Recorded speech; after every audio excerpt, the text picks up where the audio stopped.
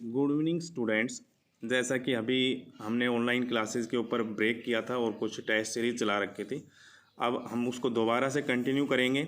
और अब तक हमने पढ़ा था कि हमने फ्लेमिंगो बुक से हमारा chapter number 6 poets and pancake start किया हुआ था। और उसमें हमने पढ़ा था कि वहाँ एक मेकअप डिपार्टमेंट था और उस मेकअप डिपार्टमेंट में एक ऑफिस बॉय था जो कि वहाँ उस स्टूडियो में एक होप लेकर आया था कि या तो वो एक एक्टर बने, डायरेक्टर बने या फिर लिरिक्स राइटर बने। अब हम उससे आगे स्टार्ट कर रहे हैं।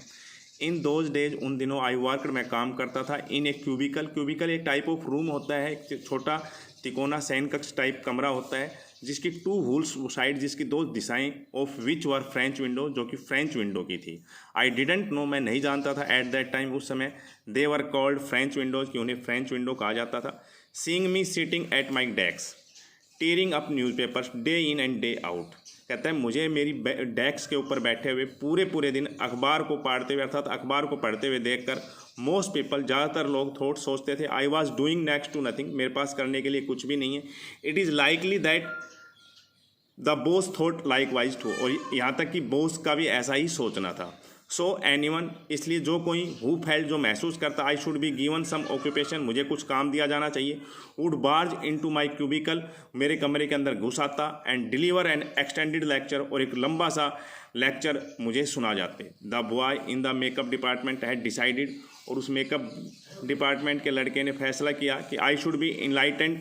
On how great literary talent, मुझे दिखाना चाहिए कि कितना बड़ा साहित्यक प्रतिभा was being allowed to go waste in a department, एक ऐसे विभाग में ख़राब की जा रही है जो कि बिल्कुल सही है वो विभाग, फॉर बार्बर्स, नाइयों के लिए, एंड परवर्ट्स, और अन्य लोगों के लिए। सून आई वॉज प्रेइंग, जल्दी मैं प्रार्थना कर रहा था, फॉर क्राउड शूटिंग्स, कि यहाँ पर भीड़ वाली शूटिंग्स हो, ऑल द टाइम, पूरे समय, nothing short of it could save me from his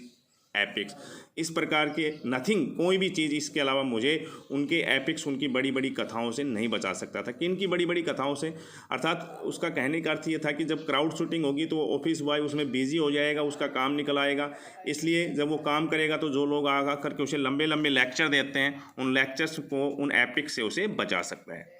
in all instances of frustration, अपने सभी निराशा के पलों में, यू विल ऑलवेज फाइंड, तुम हमेशा पाओगे, the anger directed towards a single person, हमेशा एक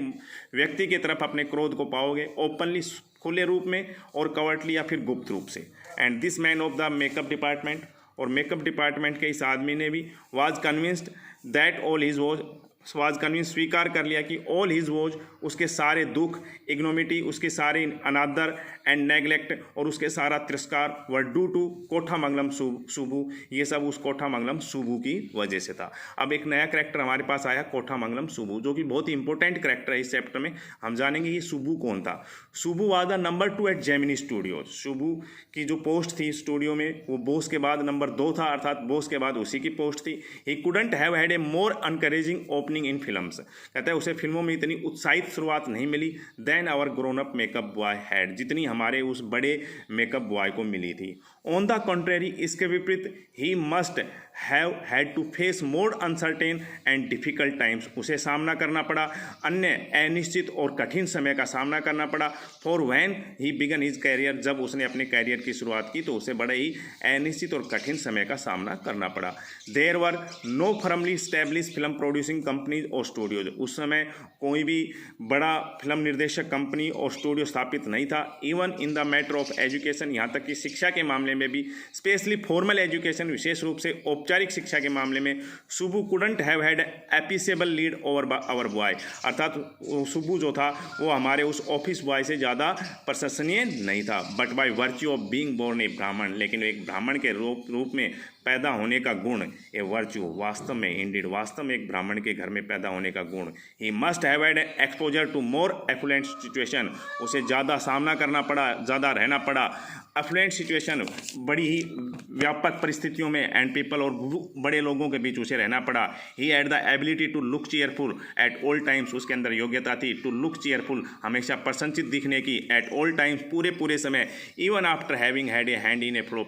फ्लॉप फिल्म, यहाँ तक कि उसके हाथ में एक फ्लॉप फिल्म, अर्थात उसकी कोई की हुई फिल्म फ्लॉप हो जाए, जब भी वो, उस समय भी वो मुस्कुराता रहने की उसके अंदर योग्यता थी। ही always had work for somebody, वो हमेशा किसी न किसी के लिए काम करता था। He could never do things on his own, उसने कभी अपने लिए कोई चीज़ नहीं की थी। तो डियर स्टूडेंट्स, यहाँ तक स्टडी कीजिए, कल इससे आगे।